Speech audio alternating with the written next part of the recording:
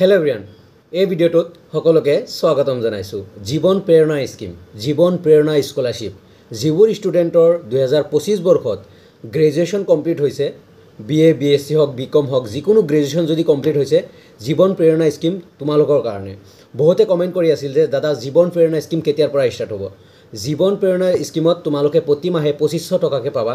যিবোৰ ষ্টুডেণ্টে এই বছৰ 2025 বৰ্ষত গ্ৰেজুৱেশ্যন কমপ্লিট কৰিছে, মানে ছেশ্যন 2024-25, মানে ফাইনেল ইয়াৰ যিবোৰ ষ্টুডেণ্টৰ 2024-25 আছিল, মানে 25 বৰ্ষত কমপ্লিট কৰিছে গ্ৰেজুৱেশ্যন, মানে UG কমপ্লিট কৰিছে, সেইবোৰ ষ্টুডেণ্টৰ কাৰণে জীৱন প্ৰেৰণা। আৰু যিবোৰ ষ্টুডেণ্টে মাষ্টাৰ ডিগ্ৰী কৰি পষ্ট গ্ৰেজুৱেশ্যন বা ৰিচাৰ্চ স্কলাৰ কৰিব, সিহঁতকো দিয়া হ'ব, মানে উল্লেখ কৰিছে ডক্টৰ হিমন্ত বিশ্ব শৰ্মা ছাৰে। মই গ্ৰেজুৱেশ্যনৰ কথা কৈ আছোঁ। আৰু ইয়াতে কেইবাটাও মানে নিৰ্দিষ্ট মানে নিয়ম আছে।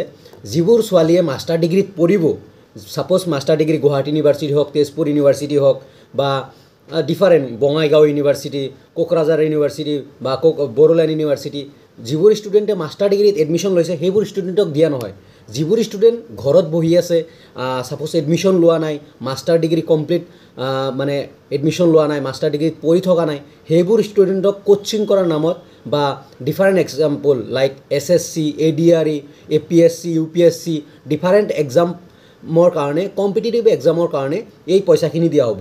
2500 টকাকৈ প্ৰতি মাহে 10 মাহ দিব, 10 মান্থ দিব। আৰু একেলগেও দিব পাৰে 25,000 একেলগেও দিব পাৰে, নাইবা প্ৰতি মাহেও দিব পাৰে। চ' এই স্কিমটো অক্টোবৰৰ পৰা ষ্টাৰ্ট হ'ব, অক্টোবৰ মান্থৰ পৰা ষ্টাৰ্ট হ'ব এজ পাৰ গভৰ্ণমেণ্ট ন'টিছ। গভৰ্ণমেণ্টৰ ফালৰ পৰা এটা এজেণ্ডা, মানে বাজেটৰ এজেণ্ডা ওলায়, তাতে লিখা আছে ইমপ্লিমেণ্টেড ফ্ৰম অক্টোবৰ, মানে অক্টোবৰৰ পৰা তোমালোকৰ এই স্কিমটো ষ্টাৰ্ট হ'ব। চ' যিবোৰ ষ্টুডেণ্টে UG কৰিছা, মানে গ্ৰেজুৱেশ্যন কমপ্লিট কৰিছা 2025 বৰ্ষত, সেইবোৰ ষ্টুডেণ্টৰ কাৰণে এইটো খুবেই ইম্পৰ্টেণ্ট। বহুতে কমেণ্ট কৰি আছিলা, মই ৰিপ্লাই দি দিলোঁ যে অক্টোবৰৰ পৰা ষ্টাৰ্ট হ'ব, প্ৰতি মাহে 2500 টকাকৈ পাবা। আৰু যিবোৰ ষ্টুডেণ্টে ঘৰত বহি আছে বা এডমিশ্যন পোৱা নাই, টেনশ্যনত আছে যে মই কি কৰিম, সেইবোৰৰ কাৰণে কোচিঙৰ কাৰণে, কম্পিটিটিভ এক্সামৰ প্ৰিপেৰেশ্যনৰ কাৰণে পইচাখিনি দিব অসম গভৰ্ণমেণ্টে।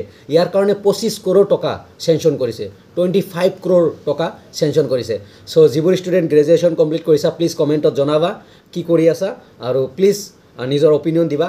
প্লিজ ভিডিঅ'টো ভাল লাগিলে লাইক, কমেণ্ট, শ্বেয়াৰ কৰিবা। Thank U.